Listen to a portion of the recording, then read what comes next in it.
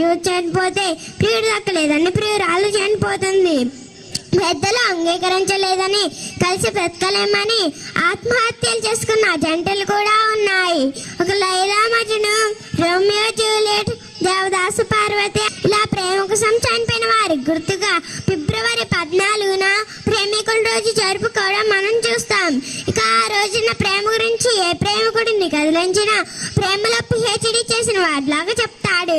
ప్రేమ అంటే తీనైన కావ్యమని, మధురమైన భావమని, ఒకడంటే ఇంకొకడు ఫ్లవర్ లేనిదే లవర్ లేదు, వాటర్ లేనిదే క్వార్టర్ లేదు, ప్రేమ లేనిదే జీవితం లేదు బ్రదర్ అంటాడు.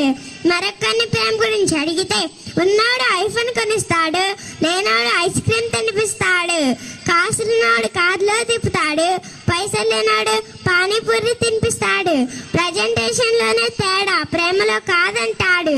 ఇలా ప్రేమ గురించి చెప్తున్నప్పుడు ఎంత గొప్ప ప్రేమికుడు అని ఆశ్చర్యపోతాం. కానీ పీలారా, ఇదే ప్రశ్న ఇదే ప్రేమికుడు నాకు వారం తర్వాత అడిగితే ప్రేమ లేదు దోమ లేదు. మీకు ఒక విషయం చెప్పనా?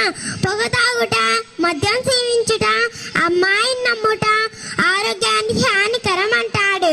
కన్న తండ్రి అయిన దేవుణ్ణి వదిలిపెట్టి ఈ లోక సంబంధమైన ప్రేమలో మునుగుతున్నాడు. మరి ప్రియుడు ప్రియాన్ మధ్య ఉన్న ప్రేమ ప్రేమ కాదా? కాదండి, అది వ్యామోహం, ఆకర్షణ. మరి నిజమైన ప్రేమ ఏది? పిల్లల కొరకు తన ప్రాణం